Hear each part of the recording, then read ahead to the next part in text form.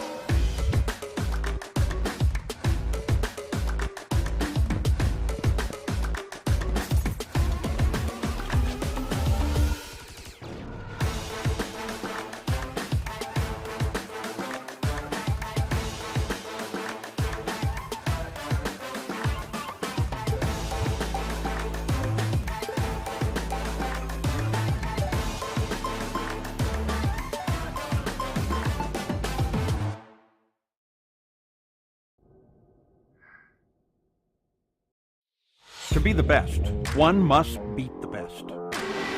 Ovals, road courses, the streets of iconic cities, race after race, the top sim racing IndyCar stars will battle it out. In sim racing, it doesn't get any better than this.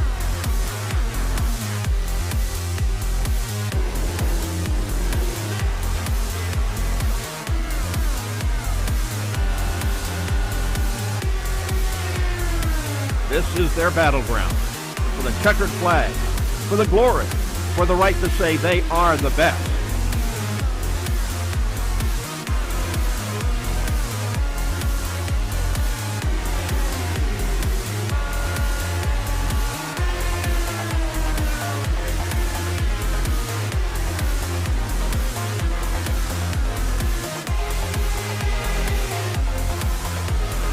The cars and stars of the Lionheart IndyCar Series, presented by Butt Kicker, are ready to race.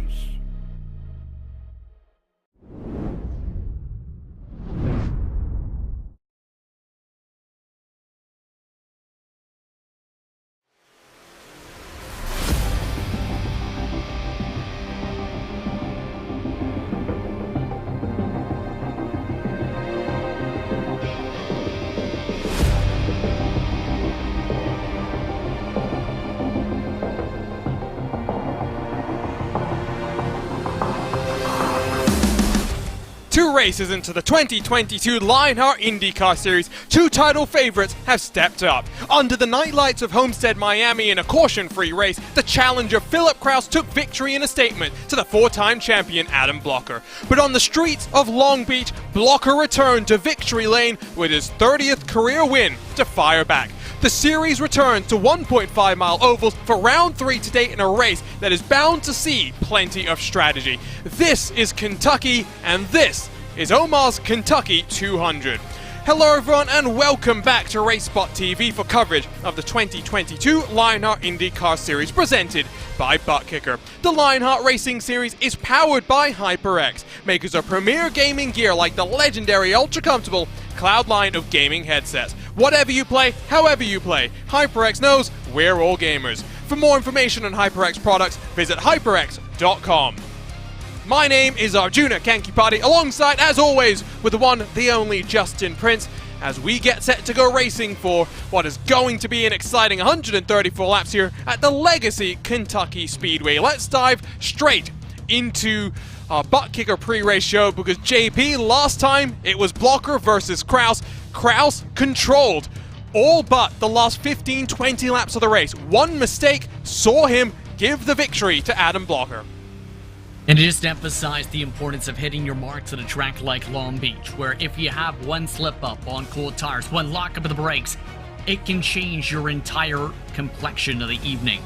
And he's seen that early on in a race where he looked to be in a strong chance to hold up Adam Blocker. And of course, as we've seen, Blocker set sail afterwards. But Kentucky's a different kind of beast, because it's a track that can really emphasize the challenges of the bumps.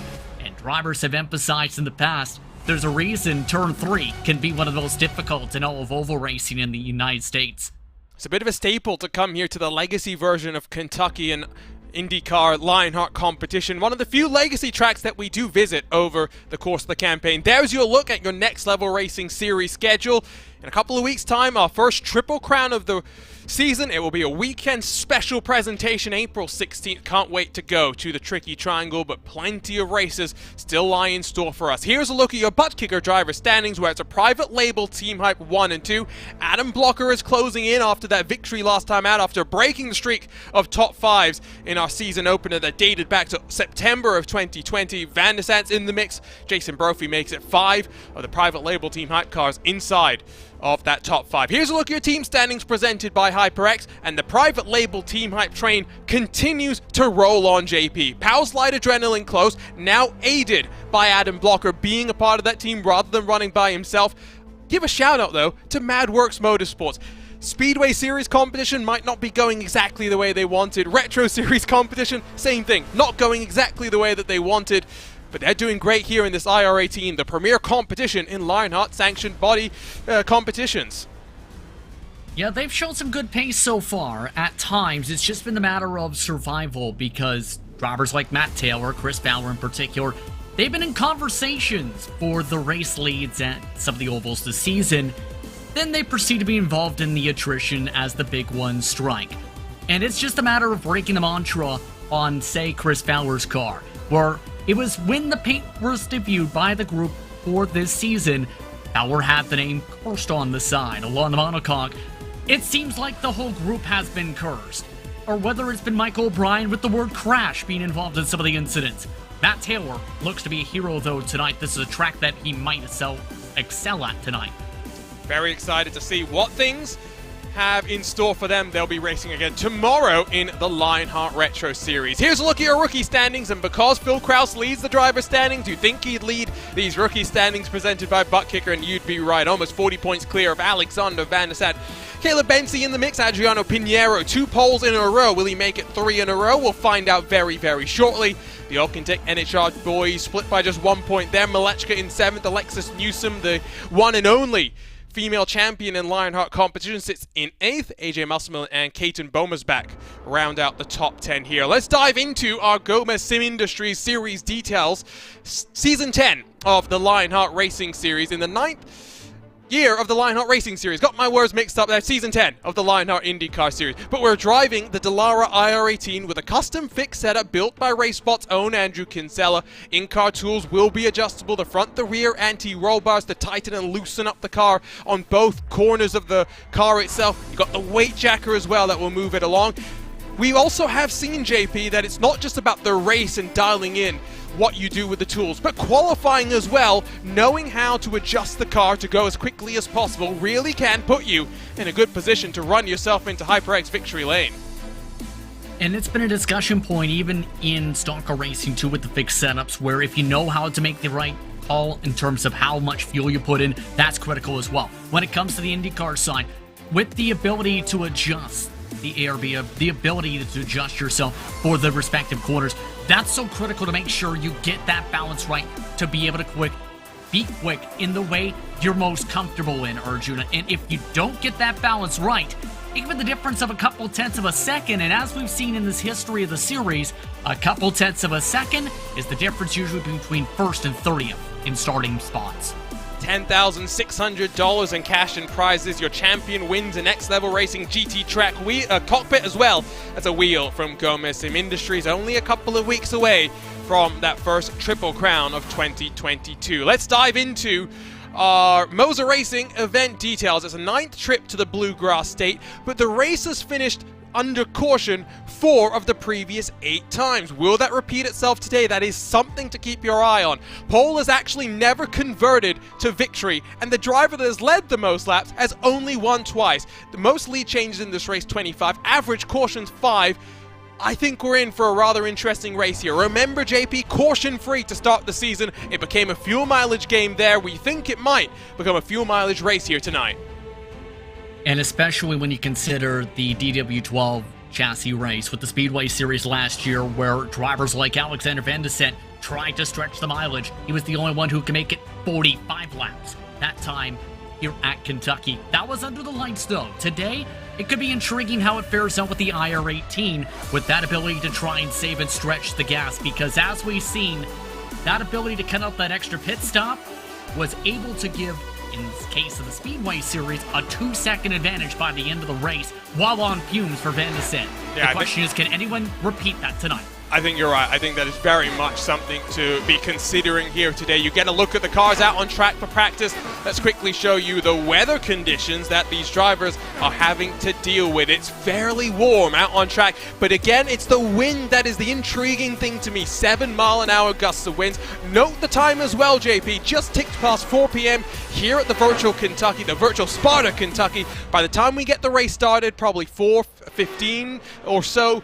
By the time we finish this race, we're not going to be into the night. We might be into sunset. Those temperatures will drop, and knowing how that's going to affect the car, knowing how it's going to affect the tires, will be something that the drivers that have done the most practice will be the most adept at.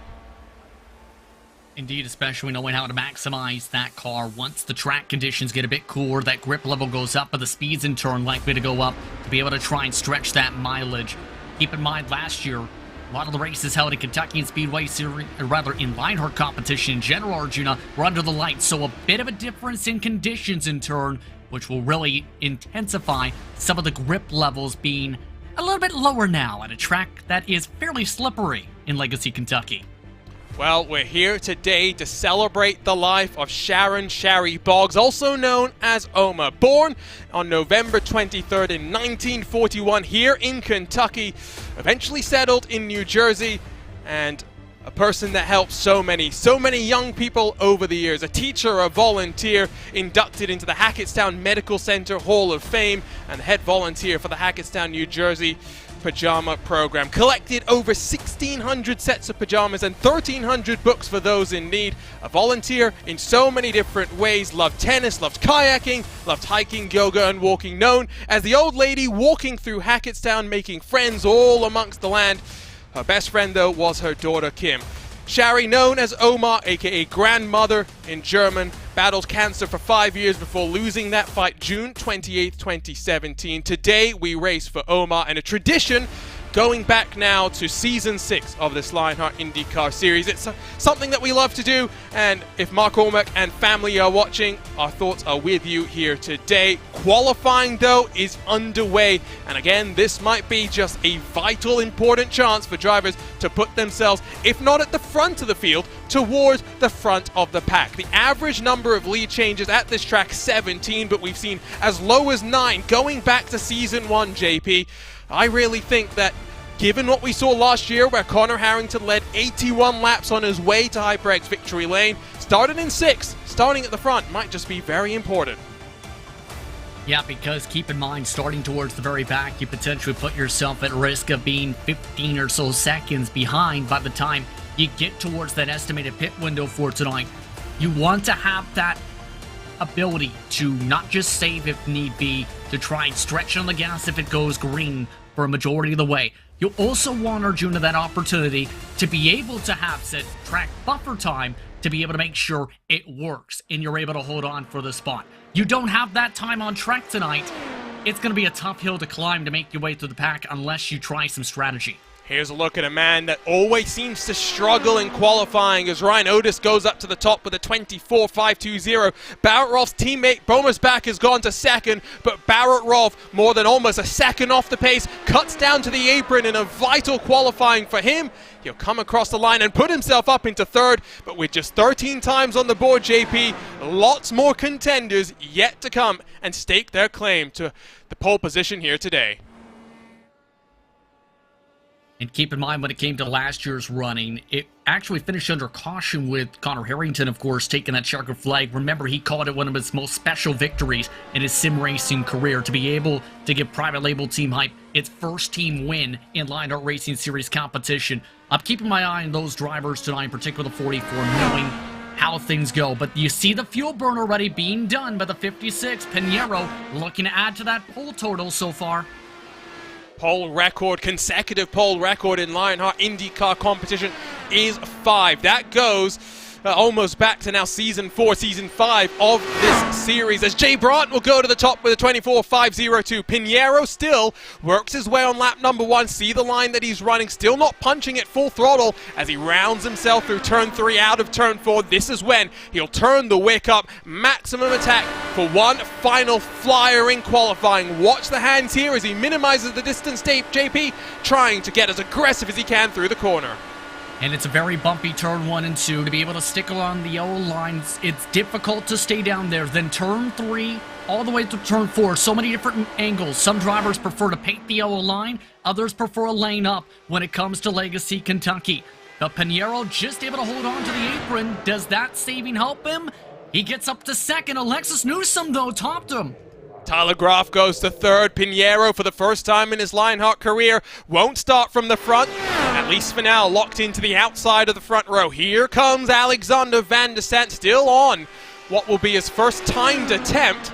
Does seem as though lap 2, the fast time, less than 60 seconds left to go in qualifying. Blocker only going 6th best. We'll talk more about the conditions he's racing under later tonight. Kraus goes up to 4th. Van der Sant gets his second lap underway right now. Slowest of all the times recorded so far, but again, we expect the wick to be turned up. Let's turn our attention first to his teammate, though, Andrew Kinsella, who's a little bit up in front of him on the racetrack, all the way down in 27th. Finished second 12 months ago, looking to go one better at a track that he's won at before. 24.477, not good enough for pole. It's good enough for second. Van der Sant only good enough for 16th position. Less than a 10th off the pace, but look at the margins in qualifying. Yeah, that is less than a 10th of a second back. And what did I say about that margin? The difference between 2/10 is first to 30th. Guess what? That margin's even tighter tonight. The drivers have just finished within 0.18 seconds for the top 31 spots. It's time to do it once more. 134 laps at the Legacy Kentucky Speedway. Let's go trackside for round 3 in your 2022 Lionheart IndyCar Series.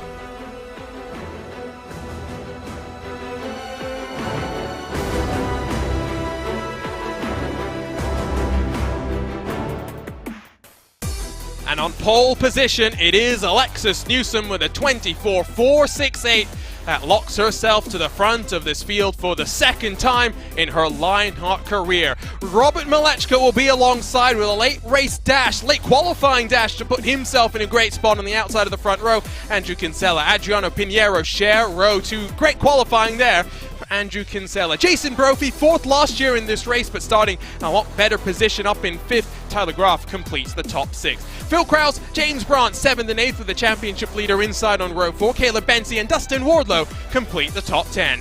Adam Blocker not racing at home, racing from a hotel room in Indianapolis where he's ready to go testing with the NTT IndyCar Series once more. Has some work to do from 11th. He's inside your former Lionheart Retro Series champion, Ryan Otis. Andrew Marquez and race winner 12 months ago, Connor Harrington share row 7, while 15th goes to Joe Branch, 16th to Kite Bomersbach. Michael O'Brien and Alexander Van der Sant, 17th and 18th, while to round out the top 20, Matt Houston and Barrett Rolf, less than a 10th between 1 and 20 in the field.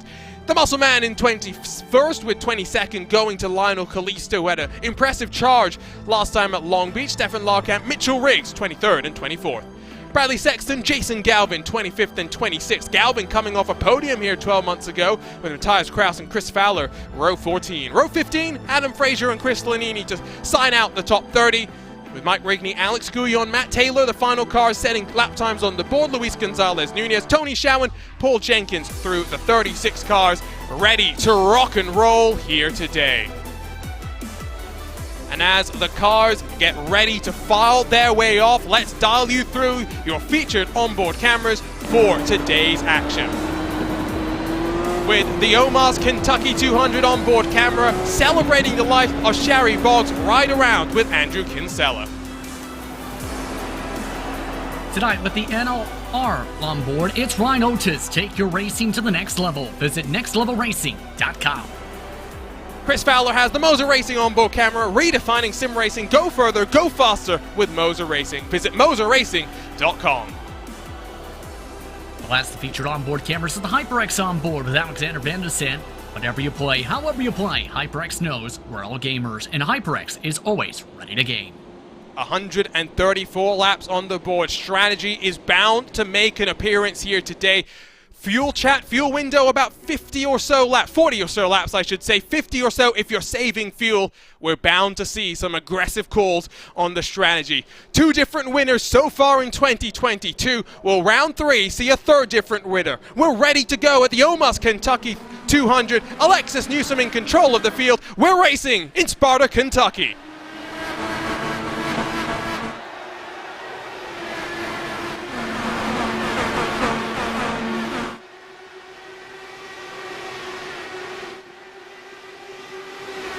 A nice clean start at the front of your field, 3 wide with Connor Harrington in the background as he tries to work his way past Adam Blocker, but good clean start through the field. Pinero's looking now aggressive to try and get past Andrew Kinsella, but Newsom leads lap number 1.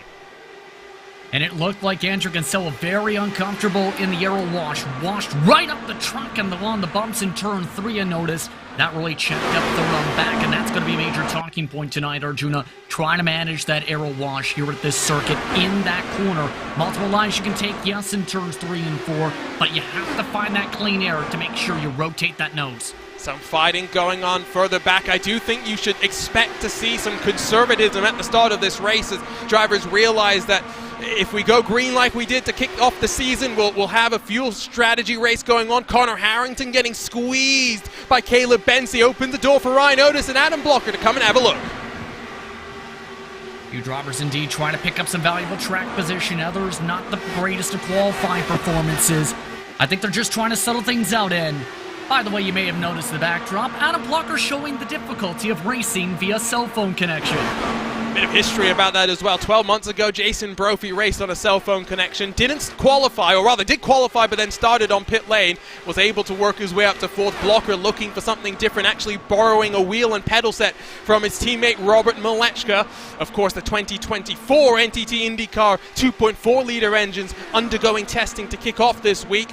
He'll be alongside with Junkos as they get ready for the road course at Indy by doing what is now a solo test session there. A couple of other teams pulling out of that test session. Connor Harrington still side by side with the Candyman as he tries to work his way past on that outside line. We are seeing you can run that outside line. You're not always going to clear, and look at how Wardlow reticent to try and cut down to the apron, and he gets past Harrington to 9th.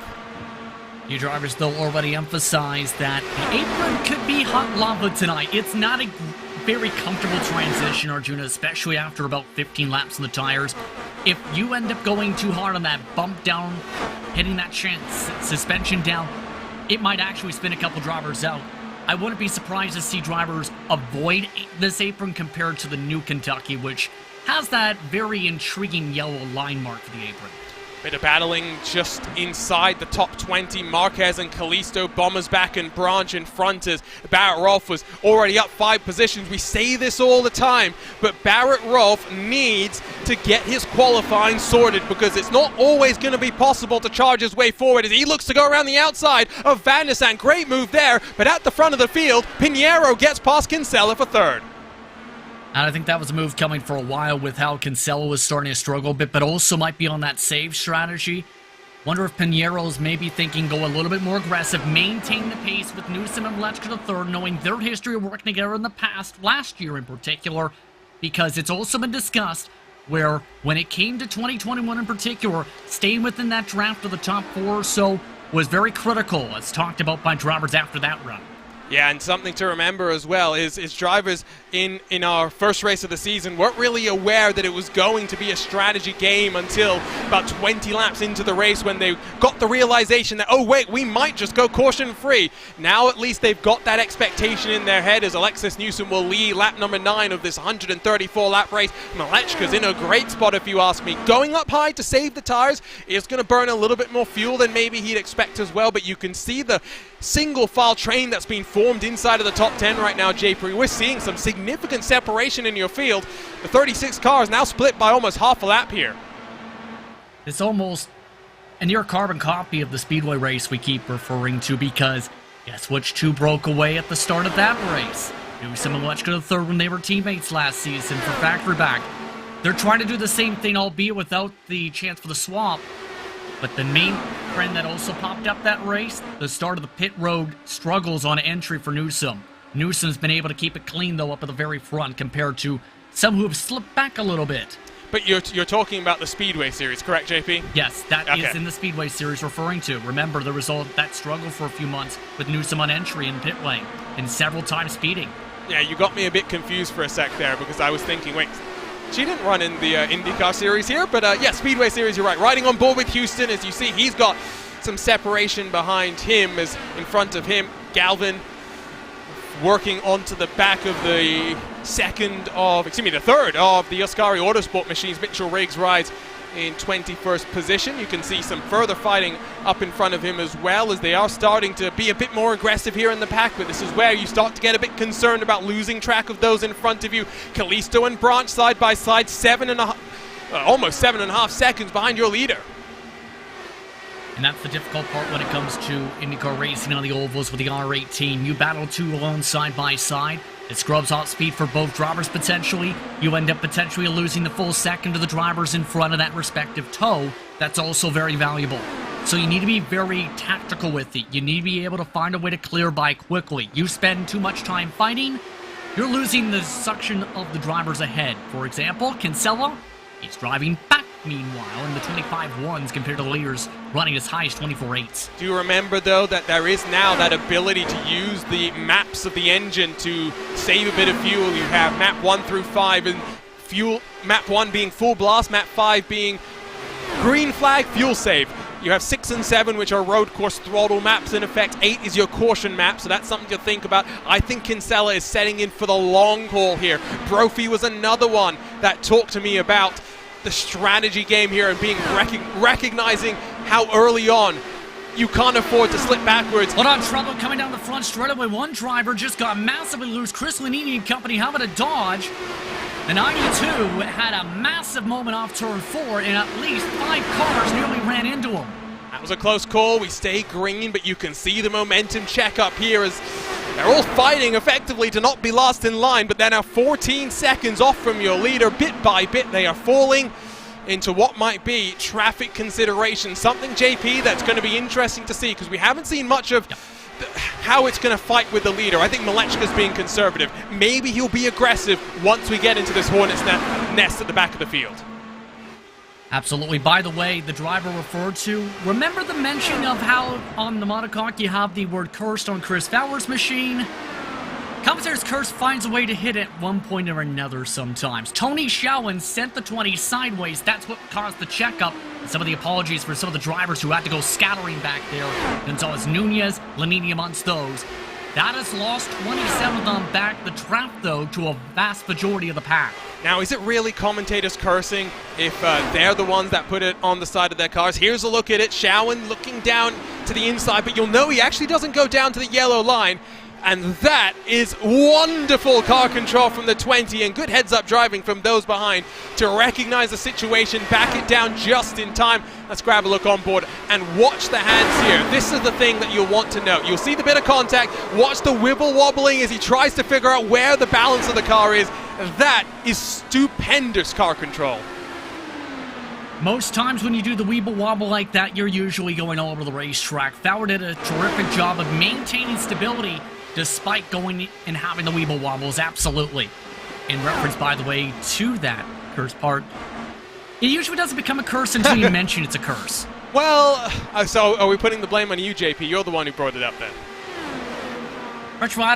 Retroactively, yes. No, well, Lewis McClay doesn't believe in commentators' curses. He just believes in bad driving, but that's the opposite. That was great driving from Chris Fowler. Definitely not cursed, at least in that regard. And Barrett Rolfe, you don't have to worry about qualifying if you smack yourself into the outside wall like that. Somehow, we are not under yellow just yet.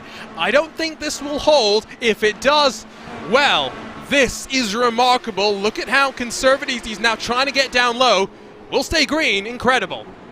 Oh, he's got to get down quickly, though. The race leaders are the next ones up, just out of time. And spins it into the pit lane for good measure. So Barrett Rolfe's night and start of the season going disastrous. But I think it was just to make sure Waychecker, possibly Arjuna, just got that snap loose off too. Let's take a look at it right now. Barrett Rolfe has taken the toe back to pit lane from within the pit lane as well. Yeah, he gets a snap. He gets a big snap, and when you're that close to the wall, there's only so much that you can do to avoid running yourself up high. You can already see he's balancing that car on the ragged edge, and, well, unfortunate for Barrett Rolfe, one of the Ascari Autosport machines now out of contention. 6/10 the gap at the front of your field, and 1.2 back to Pinheiro, who has Jason Brophy chasing him down. Kinsella's been falling off. He's 1.2 behind Brophy. We stay green. That really might just mean the strategy games become even more interesting. Battling back here for 23rd, 24th. Battling as well for what is now 7th position. Tyler Graff looking outside of Jay Braun. Tyler Graff, in fact, losing ground to Jay Brand, who runs that bottom side. Give good credit to Tyler Graff. This has been one of his strongest starts to a race all season so far, where he's usually been trying the different strategies or more to the mid-pack. Tonight, he got good track position. He's been able to maintain that track position for the most part. He is down 2, but I mean, all things said and done, it could be worse. I tell you what, while things are going well, let's have a good quick shout at Andrew Kinsella, who is also down 2, but running in 5th.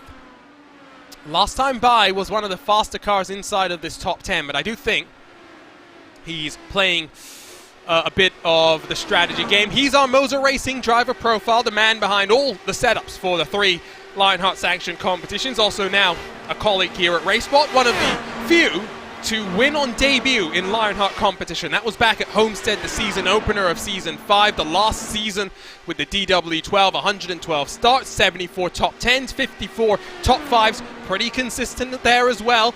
The thing that Kinsella always struggles with, JP, is qualifying. 2 poles, 10 victories. That tells a tale. As yellow flag flies, we'll get back to that. What's happened here? Luis Gonzalez Nunez mixed up in something. Simmer's 24/7 machine, turns 1 and 2, bounced off somebody's side pod, I believe, in Mateus Kraus. And one of the major difficult parts, Arjuna, is sticking it to the bottom here at Kentucky. You get yourself too tight, especially with the potential of the aero wash. It usually leads to big boom things, and for Nunez, he had one of the hardest hits of the season to the car. Grab a look, as maybe we'll see the first cycle of pit stops here as well. I am expecting that, 30 laps into the run. Now, 100 laps to go. It's a one stop from here if you save fuel, which for someone like Milechka was already on their mind. Let's have a look here, right side of your screen, as to what happened here. Nunez down low, runs up the track, and then, whoa, that's a vicious impact into the wall for him. Looked tight on in the first place on the entry, and then you have that car just up the road a little bit, just takes a little bit of that edge, knows straight up that he's going tight. The second they make contact, you see with the wheel, I think that may have actually broke something on his end too. Big incident, and likely going to be day done for our second car in today's race. There they come all down onto pit road. Why are we surprised? Puffs of smoke going on, but not entirely unexpected. So here we go, field onto pit lane. Remember, 134 laps with the fuel window flat out at about 41, 42 laps. You're saving fuel, you're in the draft, you can likely extend it up to 50 laps. So from here, very much could be a one-stop race, as Houston will have that primary pit spot to get herself up on the jacks. 4 fresh Firestone tires. Fill up the tank of fuel. Harrington rolls early. It does look as though It's going to be Newsom winning the race off pit road. Brophy almost pips Pinheiro, but just loses out. Blockers behind Kraus.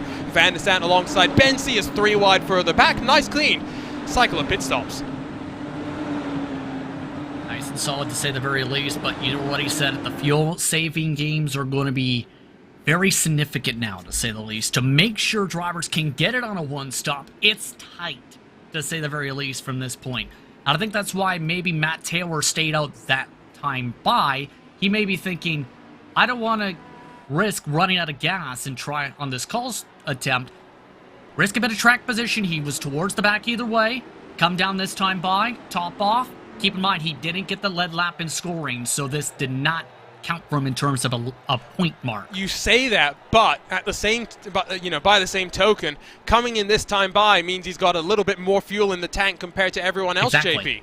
Exactly why I think he's doing it. Has that extra lap. Yes, it's a little bit of a risk, but you still end up having that extra lap in turn to be able to work with in the tank compared to some of those who may be thinking, okay, should I top off? And might not be able to do so until the next pace lap by. He just came in time to avoid, the pit road closed penalty if he didn't come that time. It's the first caution of the race. First caution of the season as well, JP. Believe it or not, it hasn't felt like that way, it seems.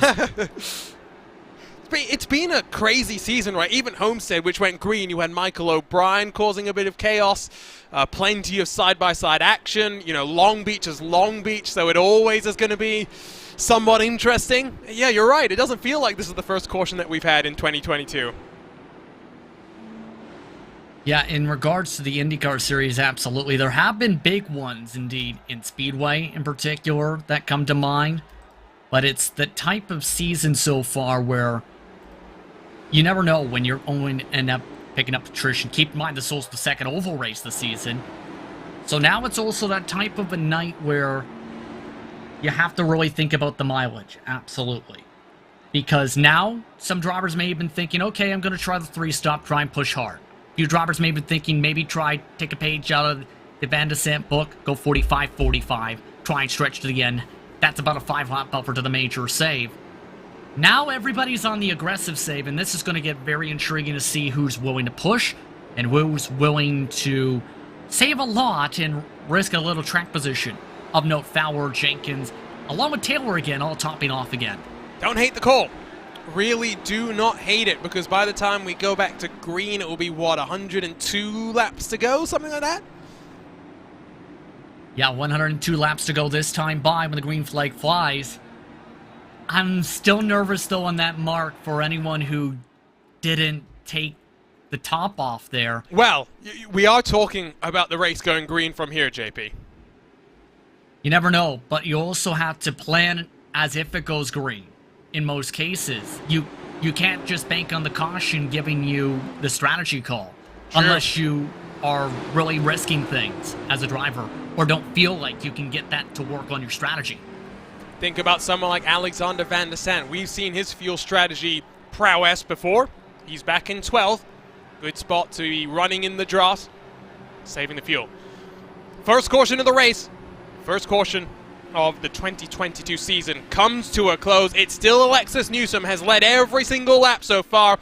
That will lead us back to the green. The Omar's Kentucky 200. Nice clean start at the front. Couple of cars going side by side, about 15th on back. But again, it's single file as you'd suspect. Looks like Connor Harrington maybe coming under fire. Tyler Groff getting a great restart there. Andrew Kinsella, a terrible 1 and 2, though, had a massive amount of air wash yet again, clipped the apron as well, and that just cost him a couple spots. Jay Brent trying to take advantage. Everyone else, though, not able to close really too much up on the 41 yet. Kinsella holds on there.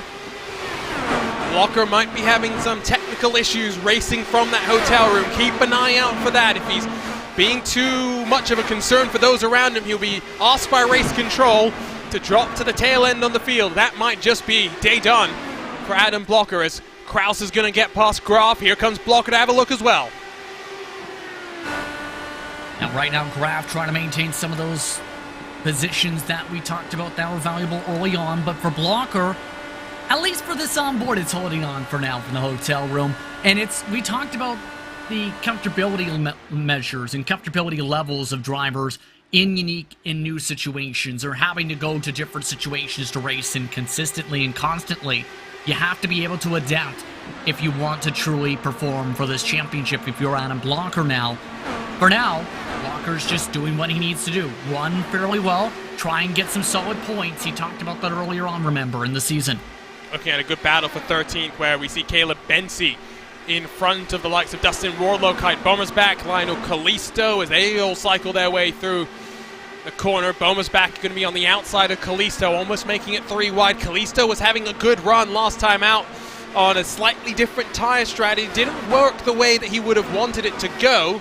He's going to be a little bit too tight down low. Bomersback's going to defend and go on the offense as well. The Candyman loses 1, going to lose 2 here as well.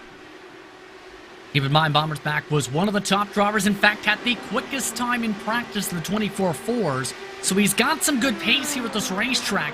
It's just been a matter of getting himself to groupings like this, where you have battles such as Blocker and Grab. Blocker right Look there at showing. Van de Sande. Look at the line that Van de Sande's running here, JP. Tried to run all the way to the top wall, and you talked about how that can burn a little bit more fuel. Maybe he's thinking, okay, that's the only spot I have to truly get clean air. May as well run the wall. Yeah, I mean, if it works for you, it works for you. But in the immortal words, I think it was, of Kyle Larson last year, I was trying to run the video game line. It turns out it works here as well. Yeah, absolutely.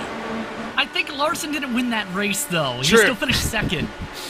That is... It could work if the other car proceeds to slow down. Well, he at least managed to get past Blocker, so that's a good thing. Kraus is in front of Jay Brandt as they squeeze each other up into the entry of turn number 1.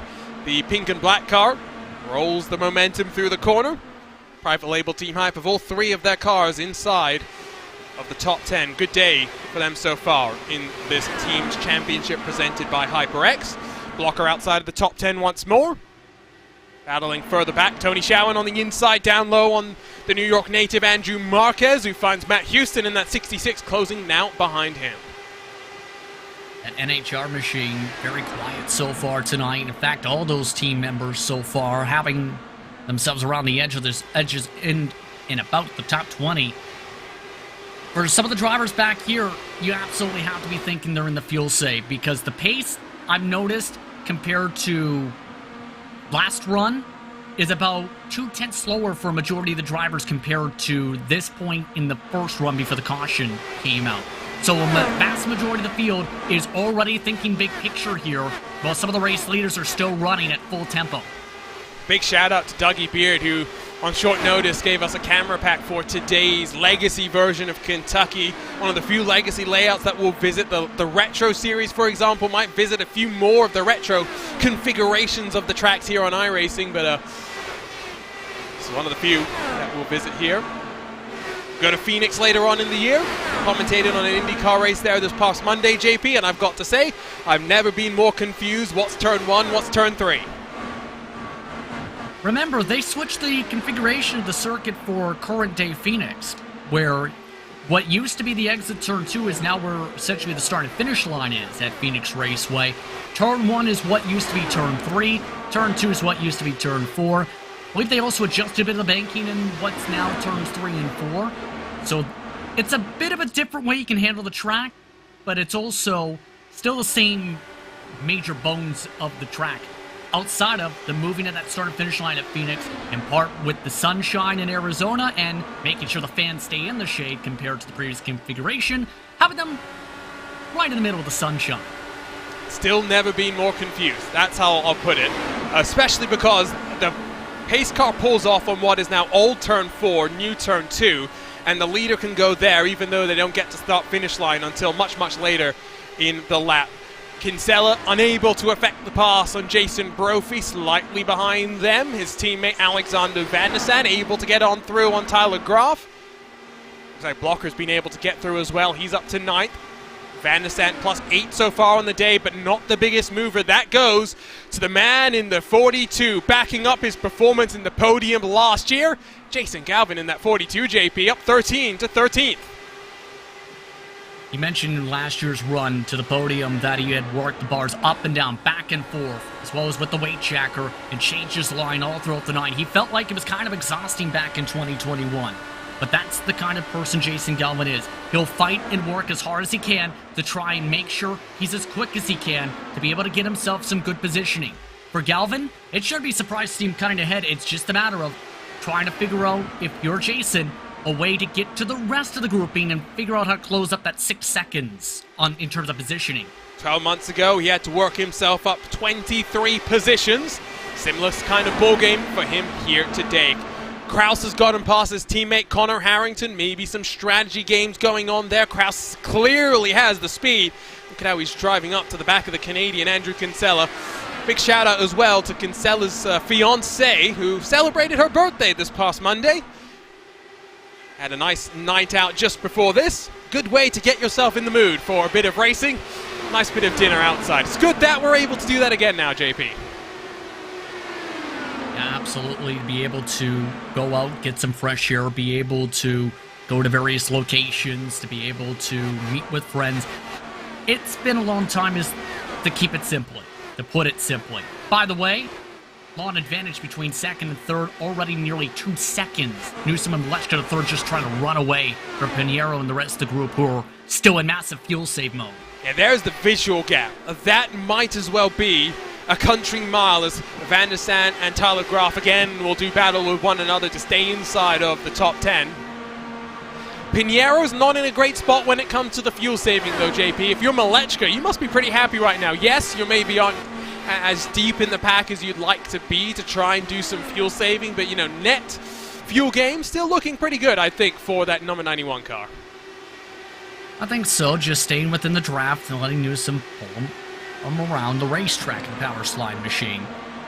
Very smart calls, I think you have to really say, but I'm really still intrigued about what the 96 can pull out of the hat with what we've seen in the past. Here's a look at Newsom, meanwhile, who's still running 24.9s.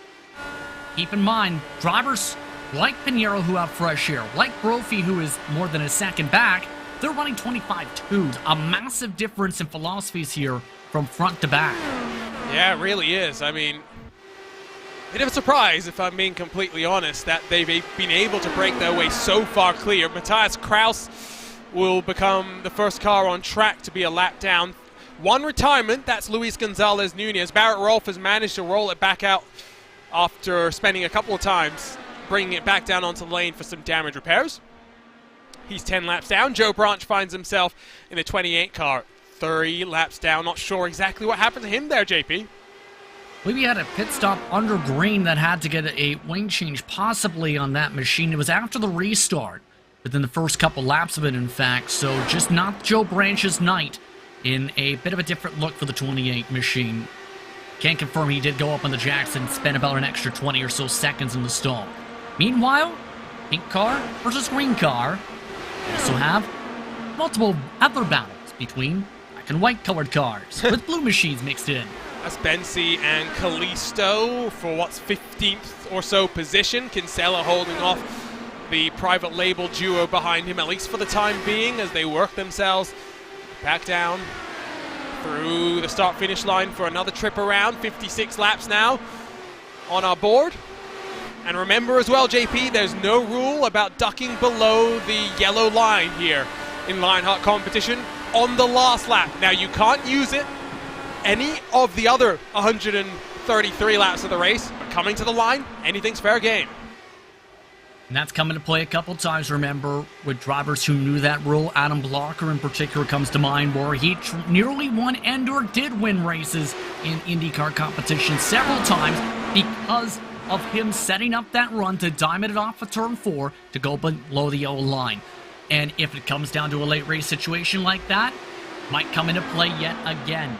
By the way, Newsom has broken the draft from Malechka the third. They are also now reaching lap traffic for the first time tonight. There is the 1.3 second advantage that Newsom holds. At the front of the field, getting word that it was a bit of technical issues for Joe Branch and some contact with Michael O'Brien that's damaged his machine. Trying to cycle some sort of decent finish from this point forward in the race as we get closer and closer to the halfway marker of this race, JP. 30 laps on the run so far, about 10, maybe 15 laps away from seeing those first pit stops. The question will be, who can get to the magic number, lap 84? Especially to make sure they can try and stretch it ahead. There were so many candidates that you can put it in the grouping. Jason Galvin's dropped it to the 5s. Bomber's Back's actually dropped to the 25-8s. A lot of competitors thinking about that. Paul Jenkins, if I just heard correctly, just called he is pitting from 31st, and he was one of the drivers who topped off. And another is also on the access road pitting. Yeah, I'm not sure. Something's happened to Michael O'Brien there, as he's also a car into pit lane. Paul Jenkins the other, as JP mentions. Surprising call. Not sure what's going on there, to be completely honest. I think I know with O'Brien. He hit the wall coming out of turn 2, lap 58. And I'm wondering if that damage, he realized, I can't hold on with this car. Elect to come in. In fact, he's got a meatball flag, Arjuna. That means require damage repairs from that slam of the wall. So that explains the issue for, I believe, the New Zealand native, Michael O'Brien, who at least will have the opportunity tomorrow in the Lionheart Retro Series to go road racing at Watkins Glen. Join us Thursday evening, same time, same place, here live on RaceSpot TV. Let's go ahead and see if we can pick up what happened to O'Brien here as he rounds himself in towards turn 1. There you see Jenkins merging on the bottom corner of your screen. So watch O'Brien through the corner here. Looks okay, and then he's up into the wall, and that explains that JP likely got some significant suspension damage from that little bit of contact. He tried to keep going for a couple more laps, but then realized I have to come in to avoid a disqualification from the sim in itself. If you get a meatball flag, you have to come in for the mandatory repairs within the next 3 laps. Turned under green. Meanwhile, the battle for 16th. Few drivers continuing to try and stop the bleeding, so to speak. Caleb Bensi, 9th place starting spot, is back to 17th now. It's a different kettle of fish when you're in dirty air than when you're running and qualifying foot to the floor, basically flat around this track. Bensi's unfortunately finding out the hard way what dirty air is going to feel like here at Kentucky. Bensi is 6th in the standings, been a good season for him so far. Not the biggest mover though is Jason Galvin, Tony Schowen, plus 17. You see him just at the tail end of the shot here, closing bit by bit on Schowen. Gap at the lead, now up to 2 full seconds. I wonder what's going on here for Malechka. Yeah, Malechka third, really backing off on the pace. Newsom has really started to turn down the speed I've noticed. The past couple laps has gone a 1/10 of a second slower than Malechka third. I'm wondering if Newsom's starting to consider the potential of the aero wash and is starting to get impacted by the traffic, but also if Malechka third's just trying to pace himself right now, knowing this gap will eventually close back up. A lot of tracks we've seen in the past, Arjuna, you get yourself involved in aero wash as the leader, that lead usually compresses quickly if you can't get trapped by traffic fast. It's like a magic trick. It disappears. Looking backwards as Tyler Graf, I think, is going to come in this time by as well. Not sure why these cars need to come in. Is it likely more damage? Although, having said that, that car looks pretty good. This has to be a strategy call. I wonder if Graf's thinking, I can't make it to the end, split the race up into thirds, because at this point, go 34-34. It's not the greatest call, obviously. And, well, no, the other thing, JP, sorry to cut you off, but it's not like cars that are going, you know, Paul Jenkins, for example, is not really going much faster than cars, you know, 40 laps into the run. Jason Galvin coming in this time by as well. I guess, yeah, you're right. They're conceding. They're admitting that they can't make it on the strategy. And remember, maybe Malechka is running to a fuel number right now. Maybe that explains why he's backing it down to a certain number that he knows he's got to hit. There are several technical alliances across the sim that we know race the track rather than the competitors on circuit. Yes, it's great to be able to lead laps, get yourself some lead laps on the board, but also, if you hit your exact marker based on your preparation, it usually ends up working out in some cases. It's seen as special event action in the past, especially of late. Gap closes by half a second. Newsom maybe backing it down more than Malechka, who was able to do the fuel saving earlier in the stint. Now gap down to 1.2. Newsom's coming in. Newsom electing to pit, and Malechka follows her in. Interesting call. Malechka locks up the tires, but I think got down to speed in time. Well, that's interesting to say the very least, knowing their past history together. Van de Sant could only make it to 40. Who's going to be able to make it on 50 now is the huge question. I think at this point, no one. It's as simple as that. Maybe Phil Krause is in a good place, you know, having now been able to save a bit behind Kinsella, but again, he was charging pretty hard early doors. 71 laps into this race, we're past the halfway marker. I don't know. Yeah, this is going to be really intriguing to see how this all plays out, because that ability to stretch it to about 50 to go could be a huge margin where you have about 35 seconds less you are spending down the pit lane, as well as about 5-10 seconds of the access roads to be able to get in and out of said lane.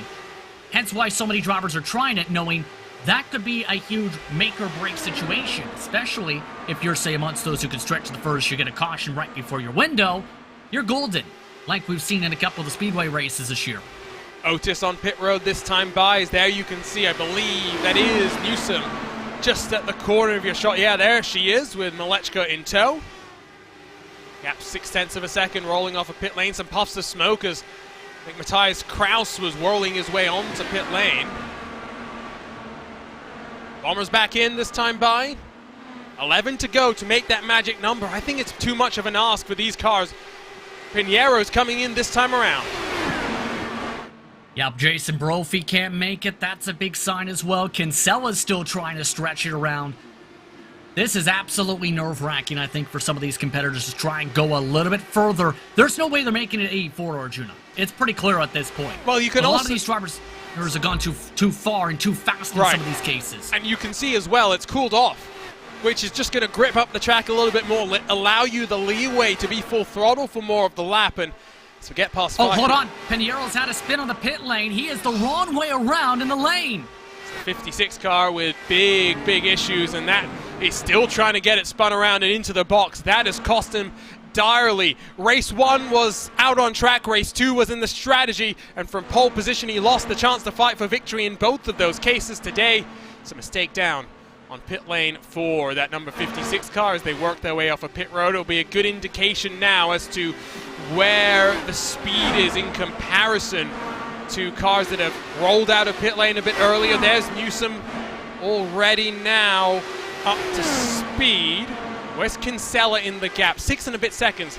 Undercut works a treat here. I think we'll see a couple of changes. Jason Brophy getting a nice undercut on Kinsella and company. By 4 seconds right now. Tyler Graf getting a great undercut as well. Yeah, if anything, Kinsella's going backwards all of a sudden. What is going on with Kinsella on the pylon here? Kinsella's falling back 3 spots in a lap. Well, I think he was trying to get up to speed, JP. Galvin, Van der Sant, and Graft already have come down pit lane. There's some big deltas here. 10 laps for Graft and Galvin out on track already. Van der Sant's been out there for 7. Strategy and the situation out on track very fluid. Mike Regney, the last of the drivers attempting to stretch it. Yeah, based on these marks, absolutely 2-stop at this point. You have. That's why, and that makes much more clear some of the strategy calls there, potentially for those feeling like they couldn't go the full 100 or so. But now it becomes the major question mark of how this fares out for the last pit stop calls if it maintains green flag pacing here. Because Newsom and Malechka still have control of the tempo, but several others, depending on how the cautions may fly here, are in really good spots, like Jason Brophy, like Alexander Van der Sant, who picked up lots of spots in the cycle, and several others. Let's take a look at what happened to Pinheiro, and I don't believe he's done this by himself, as we've seen sometimes in the past. I think there's going to be some contact here, potentially, with the Ascari Autosport machine, and indeed that's what happens. Unfortunate. Now, people will think that you can't have contact on pit lane in iRacing. That is not the case. There's a fast lane, there's a slow lane. The fast lane is where the contact can happen, and it's Bomber's back that unfortunately is the one that gets involved there. Yeah, you have to get earlier down at that point, but at the same time, it was a tricky spot, Arjuna, it looked like, because Bomber's back had that pit exit at the same time where you had Pinheiro have to find a way to get towards that left side lane to pull into his stall. You have to go into your stall eventually. You can't just pass it. It's a 2-horse race right now, JP, though. Newsom and Malechka, 5.5 seconds clear of the rest of the field. They've absolutely had some dominating pace throughout the race, and similar to what we've seen in Speedway competition, when we had long runs like this, you put them 1-2 in a line, they'll likely run away from the pack, and they've been able to absolutely dominate on the speed charts all night long. 6-second buffer for those two over the rest of the field. 53 laps to go in the third round of the Lionheart IndyCar Series, Omar's Kentucky 200. You're watching RaceSpot TV and ESTV, where Newsom and Malechka lead the way. The last third of the race coming up right after this.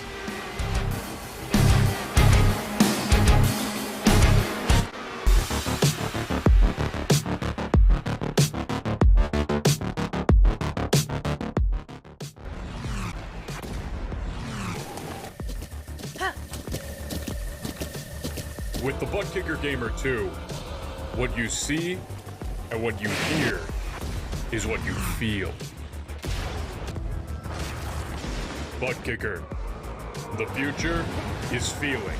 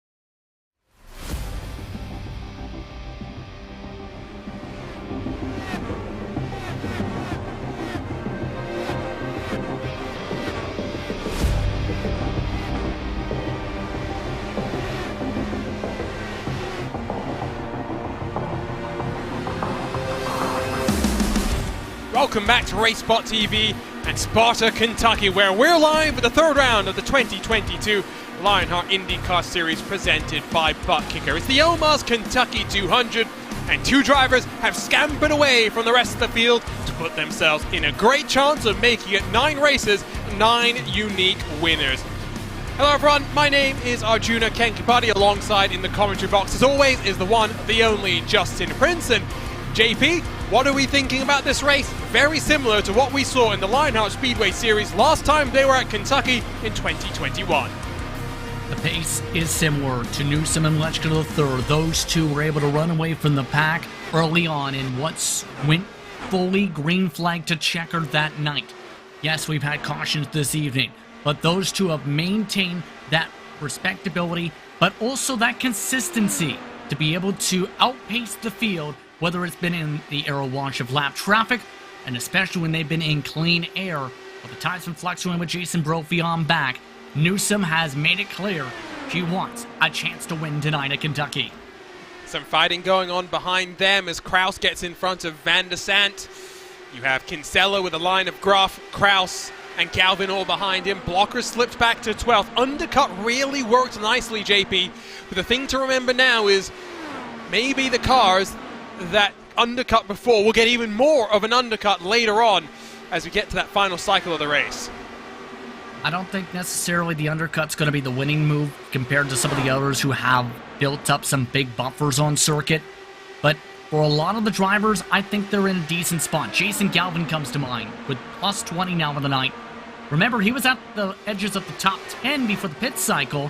He's lost a spot or two since then, but he is amongst those who's really benefited from going very early on the undercut compared to those who try to stretch at fresh tires.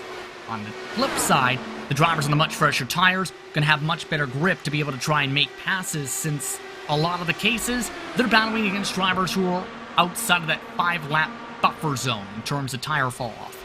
Take a look at the left side of your screen where you find the movers, you find the shakers, and of note is Jason Galvin. He's not the biggest mover by any means, but he's the most significant of the movers. 12 months ago, he came to Kentucky, moved himself up 23 positions to a podium spot. If he gets to the podium this time, well, guess what? 23 positions gained. Deja vu for Galvin.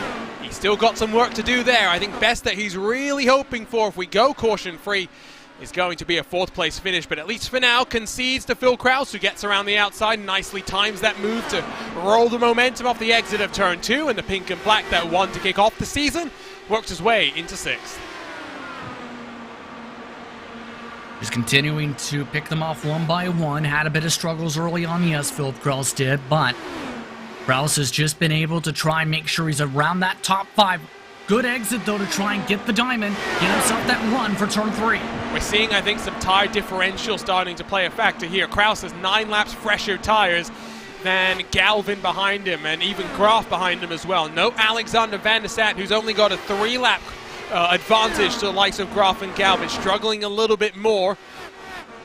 Might we see the likes of Connor Harrington work his way forward? In fact, no, because Jay Bronze is going to play a bit of a troublemaker here for the private label Team Hype. And the 15 machine down low, trying to sweep his way past into 9th spot. Looking like trying to clear things. Found us into the grass. Big bobble, big save. Not for the first time today, and Alexander Van der Sat is going to be hoping and praying he doesn't have any damage to that 96 machine. Looked like he was mainly trying to keep off of Jason Galvin off of turn 4 there, Arjun, in the backdrop. He got very close to pulverizing the side pod of the Thumbs Up Cancer Down machine. Let's go ahead and take a look at what happened then on your RaceSpot TV replay.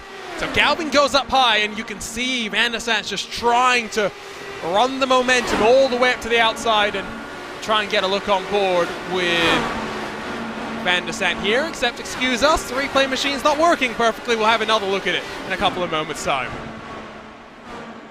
Either way, when it comes to that, Van der Sat's going to lose a fair bit of ground because of that mistake coming off the corner.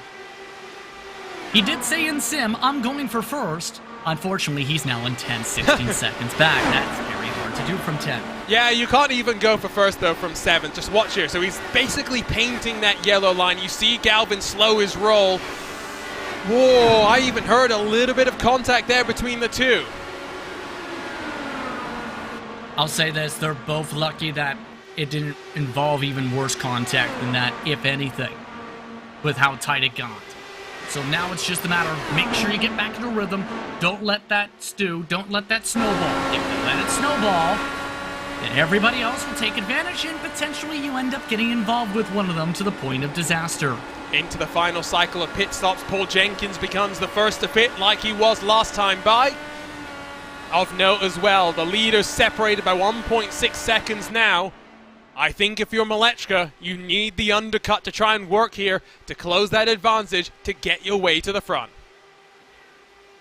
I think so at this point too, because Malechka the third in particular have noticed struggled a bit more in the traffic this run. Newsom been near picture perfect in regards to some of that traffic management.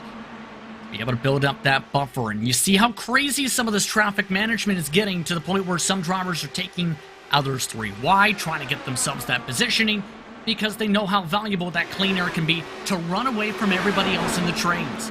Well, take a look at the replay here. I think something actually happens to Lionel Kalisto.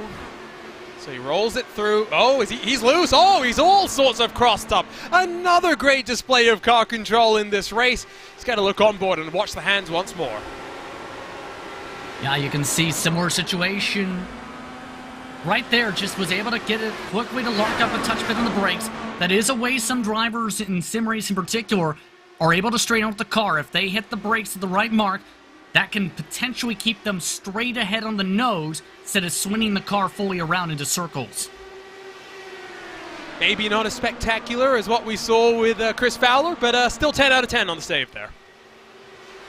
Yeah, absolutely. Malechka to the third, going for the undercut call, and it looks like the 91 has decided, if I'm going to win this race and beat Alexis Newsom, I have to do something different. That's what Malechka to the third is trying to see if this is going to work. Are we entirely surprised? I don't think we really are. Take a look at where Newsom is. Does she respond this time? No, she'll stay out there. That might be crucial to give Malechka the chance to close. Up on the jacks he goes for the final time today. Less than 30 laps to go in this race. Nice and smooth pit stop for him. 8 seconds on the nose in that box. Jacob Oster on the box for Alexis Newsom tonight. If I'm Jacob, I'm doing those calculations quickly, seeing how big the fall-off difference has been for those taking the tires compared to those who have stayed on the racetrack. And basically, if you are in a comfortable spot, like Newsom's been for much of the run, you do those calculations and figure out if you're how long you can fully stay out if you want to do that. Or you try and follow up right now with Alexis Newsom, get a couple lap fresher tires, try and pass back if it comes to it.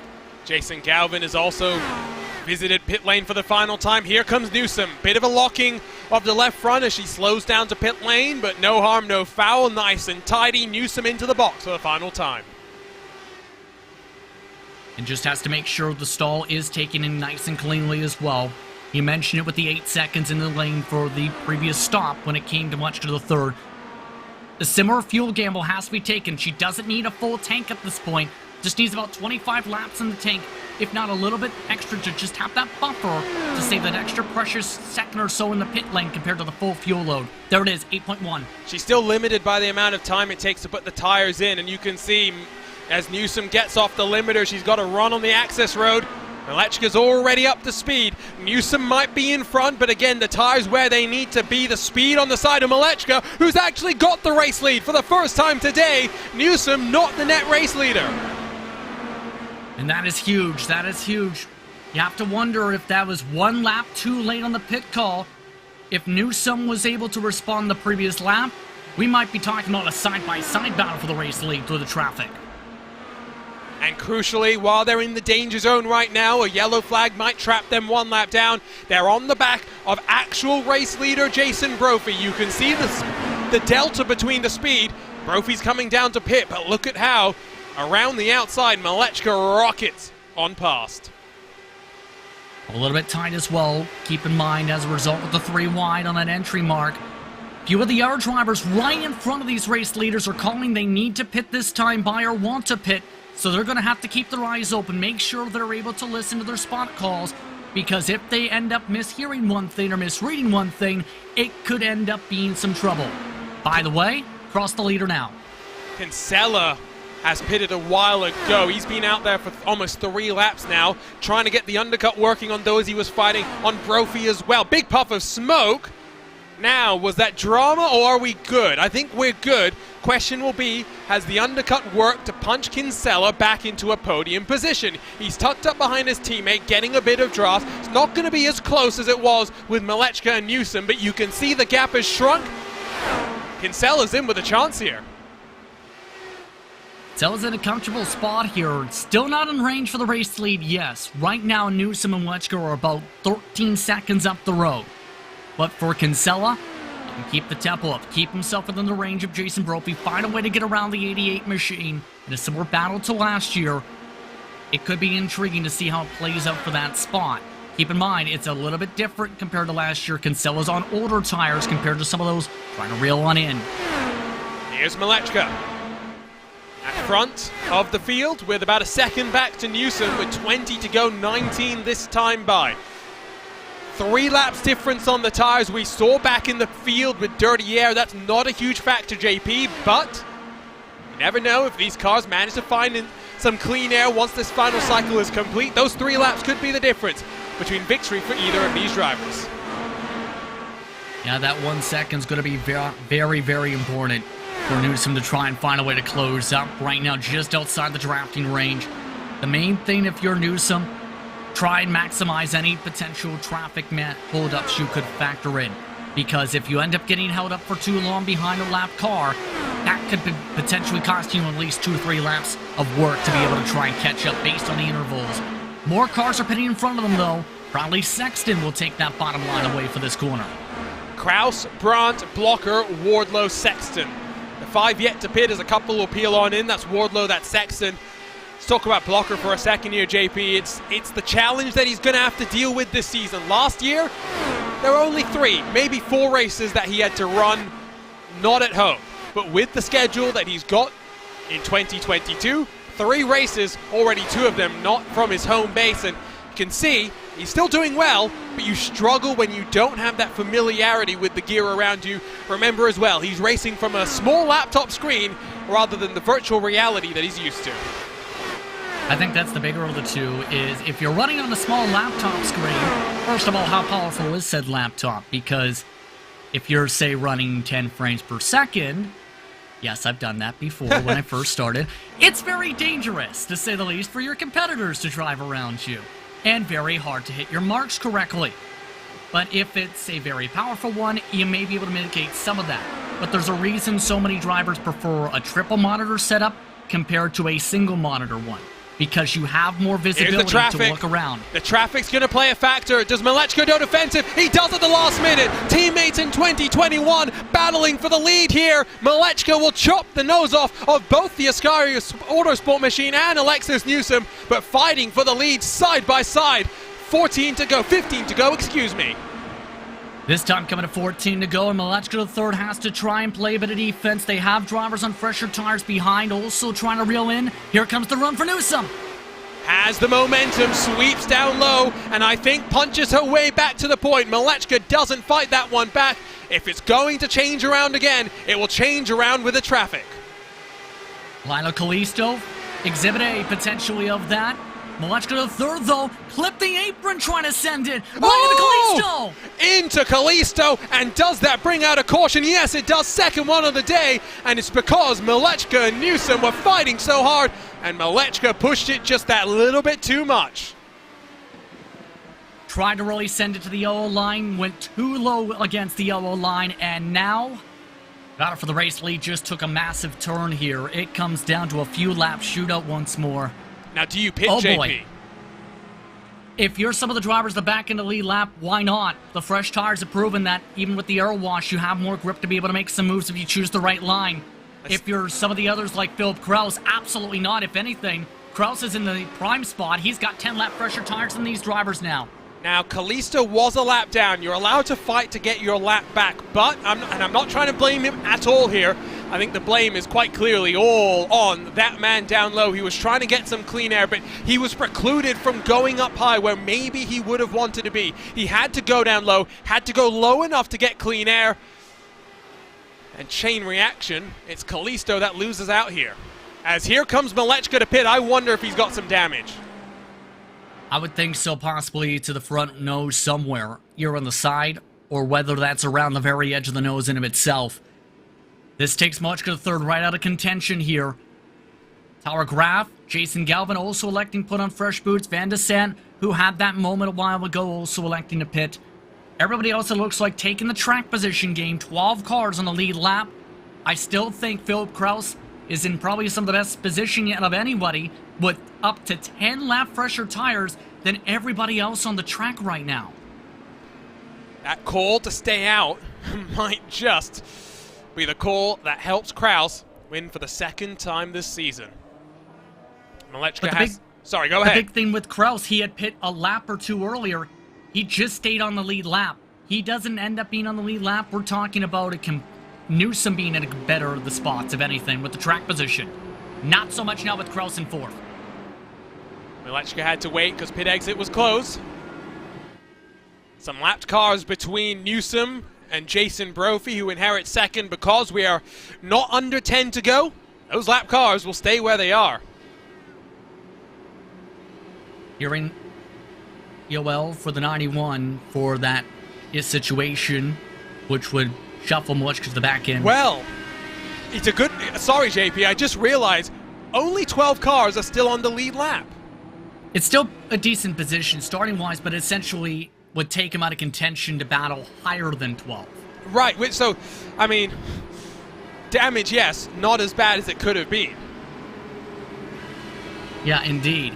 But this race is about to get very wild, to say the very least, how things could play out here. You have a couple. Try to at least consider the wave. They are going to get said wave now. And it looks like, based on the numbers, we'll get 10 to go when the lights go off, Arjuna. That will shuffle the lap cards back regardless.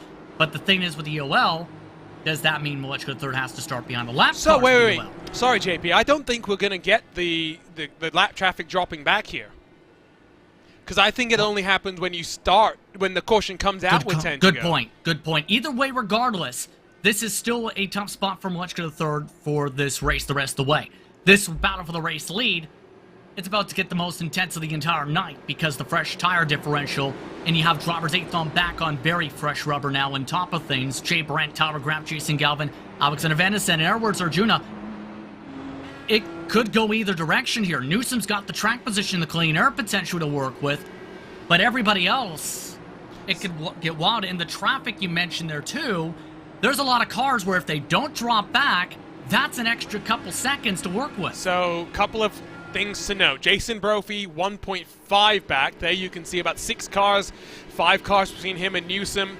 Kinsella's right behind him, but then Phil Krause is, I think, 4 or maybe 5 cars between him and Brophy. Oh, no, never mind. We're getting them cycled back. That's what I thought. We got the 10 to go. That means there's the trigger for the lap cars to drop back. So that takes out that part of the equation. But you still have the equation of, if you're, say, Philip Krause, you gotta find a way to... He's in the driver's seat. He's in the driver's seat now. You gotta find a way to pass Brophy and Kinsella quickly. You can't afford to diddle-daddle. Brophy's not going to be a factor. Brophy's a teammate. He knows that the chance for victory is on Krause's shoulders. Private label team hype. 3 cars in the top 5. Huge night potentially for the team. About a year or so ago, they got their first victory in Lionheart IndyCar Series competition at this racetrack. Can they do it again, Arjuna, is the biggest question, I think, on some of their minds right now. 9 to go in this race. Malechka is out of the chance to fight for his second career Lionheart IndyCar Series win. It's Newsom, it's Brophy, it's Kinsella. Phil Krause has the tires. Phil Krause has 9 laps to make it 2 of 3 in 2022. Green flag flies. We're racing to the end here at Omaha's Kentucky 200. Nice start from Newsom. Able to get a couple of car length separation back to Jason Brophy. Great start from Kinsella, who's rocketed down the inside of Jason Brophy. Jason Brophy didn't get a good start at all. In fact, Brophy, though, wants the spot back. Thought better against it, knowing the chance of losing ground to Newsom if they fought. We've seen Newsom pull away, but I don't think she's going to have that opportunity this time around. 8 to go. Look at Kinsella close. Kinsella's won here once before. He wants to become the first to win twice here at Kentucky. It's been a couple years for Kinsella. This is his best chance. Here he goes. Brophy lets Krause pass. Kinsella to the inside and to the lead. Andrew Kinsella leads for the first time today. He's got 7 laps to go to hold off Newsom and Krause behind, side by side across the stripe.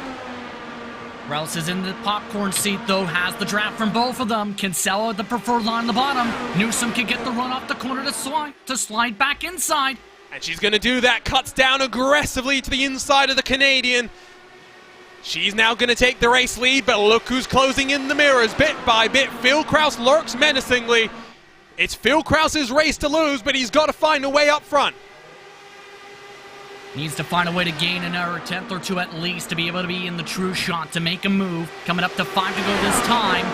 Kinsella trying to do the same thing again. Newsom being a bit more aggressive though in the block.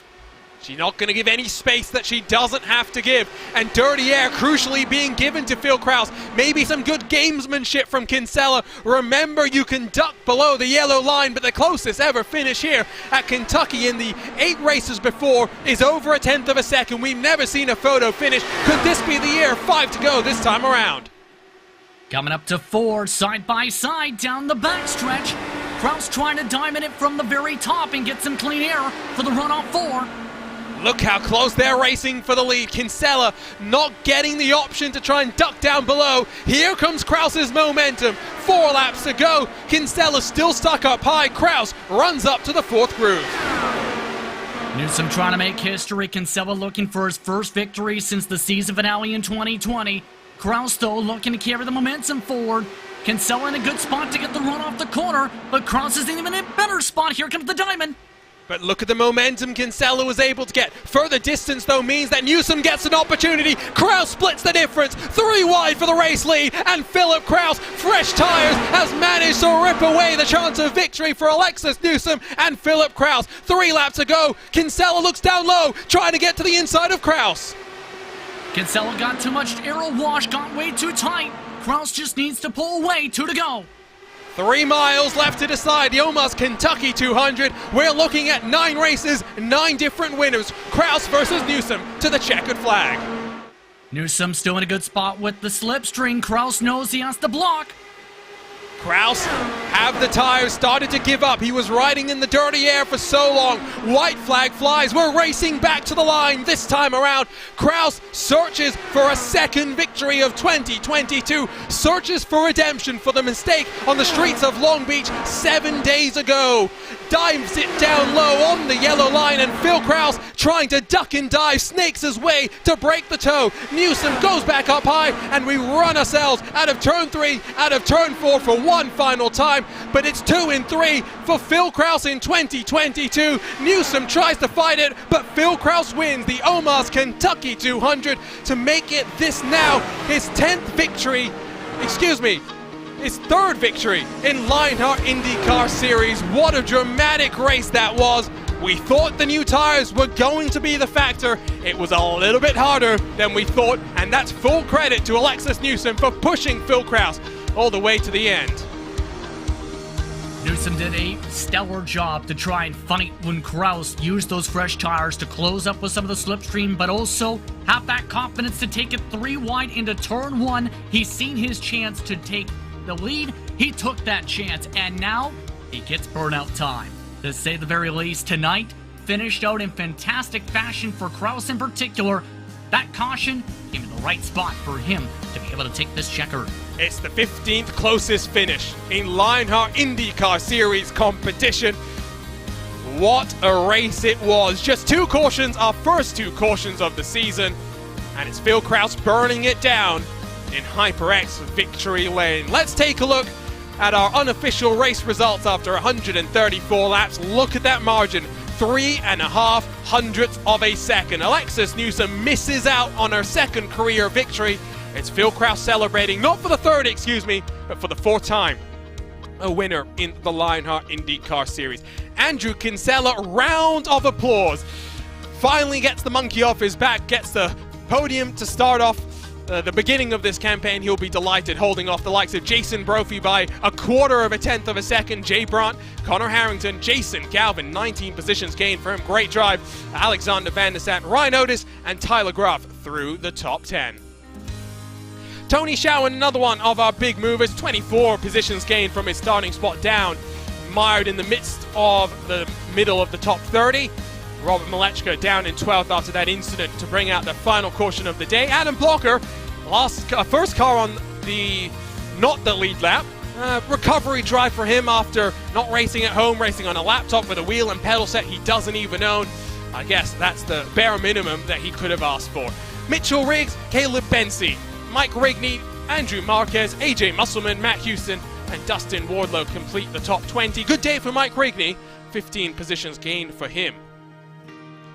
Bradley Sexton, Matt Taylor, Stefan Larkamp, Paul Jenkins, Alex Guyon, Chris Lanini, Adam Frazier, and Adriano Pinheiro and Chris Fowler complete the 29 cars that cycle themselves at least on the 1 lap down marker. Adriano Pinheiro, after that mistake on pit lane, that incident on pit lane, will be heartbroken. He's had the pace in qualifying, just not the luck in the race just yet.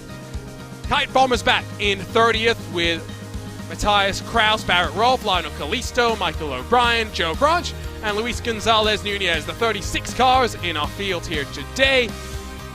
At the end, when all things were said and done, we did have 32 cars making it to the end of this race. And that leads us nicely into our HyperX post-race show, because the Lionheart Racing Series is powered by HyperX, makers of premier gaming gear like the legendary ultra-comfortable Cloud line of gaming headsets. Whatever you play, however you play, HyperX knows we're all gamers. For more information on HyperX products, visit hyperx.com. And the 15th closest finish in Lionheart IndyCar Series history. And on the right side of the checkered flag is Phil Kraus, 2 of 3 in 2022, Phil. On that final restart, you were the one with fresh tyres. The onus was on you, but how difficult was it for you to get your way to the front? Honestly, it's even with the fresh tires, it's always really difficult when the 2 cars ahead of you have clean air, and they can kind of dictate the lines. Like with the way Alexis and Andrew were racing each other, sometimes Andrew had to enter a bit higher, and to specifically turn 3, probably higher than he wanted to, and that was giving me a bit of dirty air. So I honestly didn't think I'd have a shot with about, I think it was like 5 laps to go, because usually in turn 3 he was washing up a half lane extra, and it was really killing any chance of a run I had. But one of those laps I was able to hook up a run, and the rest was history, pretty much. 15th closest finish in Lionheart IndyCar Series history, so indeed it was history. Let's talk now a little bit about the start to this campaign, Phil. I mean, everyone's trying to beat Adam Blocker, who's really having to dictate, or struggle and compromise with the amount of races that he's going to be doing away from home. But regardless of that, you've got the pace, you've got the consistency inside of the podium, inside of the top 2 in all 3 of our races to get things started. You're on the roll. What more do you need heading to our first Triple Crown of the season at Pocono in a week and a half's time? I mean, I'm not gonna lie, I'd die for some more luck like that, but I'll probably be racing on phone Wi-Fi for Pocono, so honestly, I'm just hoping it'll be strong enough to, not have me be a warping bomb the whole race and have to drop out. So we'll see what happens. Middle of the move, so. It's been a great start to the campaign for the private label Team Hype. Again, you have 3 of your cars inside of the top 6. What's the key for you guys to work so cohesively amongst the 3 of you? Yeah, I can't say enough about the private label Team Hype guys. They really helped me out. Jason and Connor. Jason definitely has a lot more time than me to drive now, since I work Monday through Thursday, and I come home like an hour and a bit before the race on Wednesday nights. So he's probably been the backbone of the team so far this season. He's just had the most time to test, figure out what we can run with these what's the word I'm looking for? The adjustable settings in the car. There we go. Yeah, sorry, my brain's kind of it's not working too well tonight. But yeah, big shout out to Jason and Andrew Woody came in to give us some fuel numbers at the start, which ended up not mattering because of the early caution. But big shout out to him as well. Really good group. I wouldn't trade it for the world. Do you know anything about the IndyCar, Phil? What are these adjustable tools you speak of? I don't know. I'm not sure. They adjust something in the car, but I couldn't tell you. I think one says ARB, but I don't know what that means. Do you? Thanks for being a good sport, Phil. Congratulations on your 2nd win of the season, 4th in your Lionheart IndyCar Series career. Best of luck on cell service, I guess, at Pocono for our first Triple Crown of the season. Yeah, cheers. Thanks for another great show, guys. Phil Kraus, what a drive it was, but Alexis Newsom just missing out on her 2nd career Lionheart IndyCar Series victory. Justin Prince is standing by with Alexis.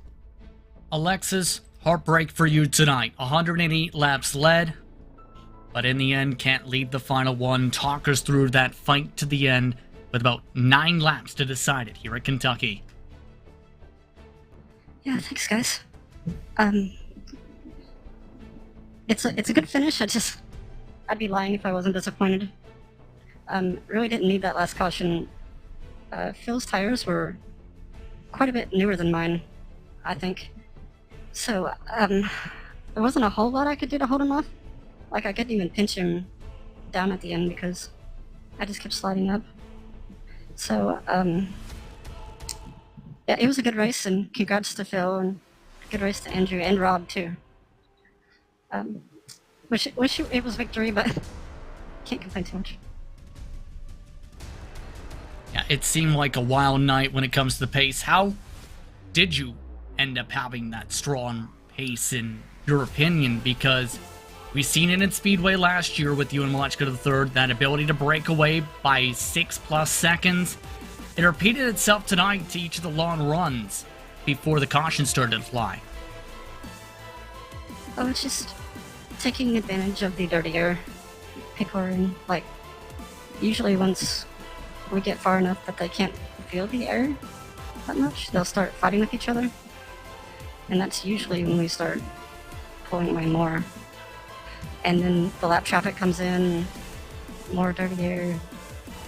Eventually, if we just nail our stops, we just end up pulling away. But like, I wasn't that great in traffic, so like if I'd gotten stuck back there, I probably wouldn't have done much. Well, congratulations on the podium tonight, Alexis. Second place at Kentucky. Yeah, thank you. Good night. And that's Alexis Newsome, second spot, Arjuna. Rounding out the podium is our own Andrew Kinsella. Qualifying actually went well this time around. Andrew, you finally built a setup that you can race well with. Yeah, that was a lot of fun. I screwed up at the end. Didn't catch Phil's run quite right, and then got in between Alexis and I. But yeah, had a really fast car today. Really liked how it drove. Could put it anywhere. We were saving massive amounts of fuel that first stint before the first yellow came out, just to see what we could do to shorten the race a little bit, because once the 2 leaders sort of got out front, we weren't going to be able to get by them. So just went into fuel save mode, dropped back in about 5th or 6th there. But once we could sort of go full throttle, had a lot of speed, just played it slightly wrong at the end, and ended up with 3rd, but got to be happy with that. Did you ever think, or were you thinking on that last restart, that tires were going to help Phil? Because he was saying that if you had clean air, the 2 liters, it was always going to be tough. And it was the forced move of him making it 3 wide that I think really hurt you when all things were said and done. Yeah, so when he went 3 wide, I got a little bit of side wash from him, and it just made me lift. So it basically got me out of position, and then when he came down in front of me, that was when I knew it was done. And I sort of put myself into the box because Alexis was up there and I had this big run, so I had to try and take it and see whether he would cover off Alexis or cover off me, and he covered off me, so lost all my momentum there. But yeah, it was definitely a case where I think that staying out was the right call there. The tires, you have basically probably, I'd say, about a 6-lap grace period with the tires before they go back to just like falling right off the cliff to back where they were when the pressures and the heat come in. But for those first 6 laps, they were really nice. They were basically just like brand new tires. We were racing wheel to wheel, Alexis and I, and it was great racing and just a lot of fun. 500 miles at Pocono next time out. What should we expect? It's always a tough race, but when you add that sort of mileage to a race as well, it really does change the way that you approach it. Yeah, well, and Pocono is always a little bit of a special case because you got the basically you can pit without losing a lap if you're close enough to the leader, so it really introduces some different pit strategies that are possible. And I think between that and the fact that these cars really seem to have a lot of draft capabilities at Pocono, where you can really get a run down either the front straight or down Long Pond, I think it should be a really good race. Really, it's going to be really cerebral, really technical, and the drivers are going to have to be on their toes. We're going to be watching if you back up this qualifying performance, Andrew. No pressure. No pressure. Congratulations on the podium, and go off and celebrate with your fiancée. And yeah, just quickly, happy birthday to my lovely fiancée, Sophia. Oh, we mentioned that as well. Don't worry. Go off and celebrate. So that brings to an end our post-race interviews. And, well, JP, I mentioned it before. Special presentation of RaceBot TV Round 4. Our first of the Triple Crowns will go to Pocono on April 16th, 4 p.m. Eastern, 1 p.m. Pacific. Expecting some fuel strategies, that's what Andrew's saying, but I think surviving is just going to be enough for a lot of these competitors. I think so, because as we've seen at Pocono in the past, slipstream and speed absolutely critical, especially when it comes down that front straightaway, but also being able to manage the tires, get yourself in the right strategy. We've seen always be a critical part of Lionheart IndyCar Series competition. But when it comes to Pocono, it's put on some fantastic finishes in various parts of its history across the Lionheart schedule. And it's going to be interesting how things play out at one of the original Triple Crown tracks in open wheel racing in the United States and across North America. 3 races to kick off this Lionheart IndyCar series in March. Just 2 in April, 3 in May, and then a couple spread out then to keep our season rolling on. But with that said, it is time for us to wrap things up here live on RaceSpot TV. What a race! The Omaha's Kentucky 200 was another showstopper in the Lionheart IndyCar series, and it couldn't have happened without the support of people like Butt Kicker. You're passionate about sim racing, but it always feels a little flat compared to the feeling of driving a real car. Now you can actually feel what it's like to drive a race car. Butt Kicker haptic hardware and software are easy to install and let you feel every bump in the track, slip of your tire, and engine redline. The tactile feedback is so accurate and realistic, you'll be driving faster and having more fun than ever before. The Lionheart Racing Series is powered by HyperX, makers of premier gaming gear like the ultra-comfortable Cloud line of gaming headsets. Whatever you play, however you play, HyperX knows we're all gamers. For more information on HyperX products, visit hyperx.com. Next Level Racing is an industry-leading cockpit and motion simulator manufacturer devoted to creating the most immersive experience possible for the global sim racing community. Take your racing to the next level and visit www.nextlevelracing.com. Moser Racing is revolutionizing sim racing with the development of industry-leading hardware and software products like their R9 direct drive wheelbase and GS steering wheel. Featuring zero-delay wireless technology and made from high-end materials, Moser Racing delivers the precision you need to reach victory lane. Gomez Sim Industries are makers of high-end esports equipment and controls. Precision built using nothing but the best materials available today. Passion and handmade craftsmanship drive each made-to-order build, creating the driving experience like no other. Visit GomezSimIndustries.com. And it's not just them, but so many more that make it all happen. To learn more about the partners of the Lionheart Racing Series or the 3 competitions the Lionheart sanctioning body puts on, visit LionheartRacingSeries.com. We'll be back tomorrow. Lionheart Retro Series, the first road race of the year. We go to upstate New York for the Butt Kicker Grand Prix of the Glen. That race and every race live on RaceSpot TV and rebroadcast on ESTV. So join us on Thursday evening, March 31st at 10:05 p.m. Eastern, 7:05 p.m.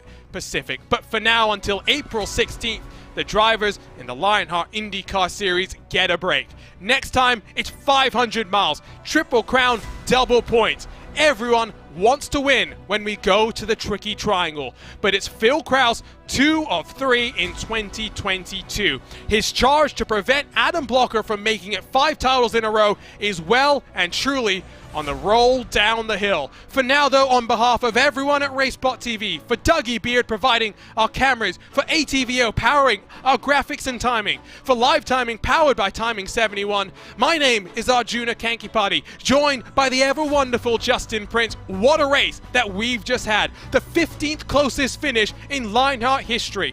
We'll be back April 16th, and will we see an even closer finish? You'll have to join us to find out, but it's Phil Krause celebrating in HyperX Victory Lane. We'll see you next time for Lionheart Competition.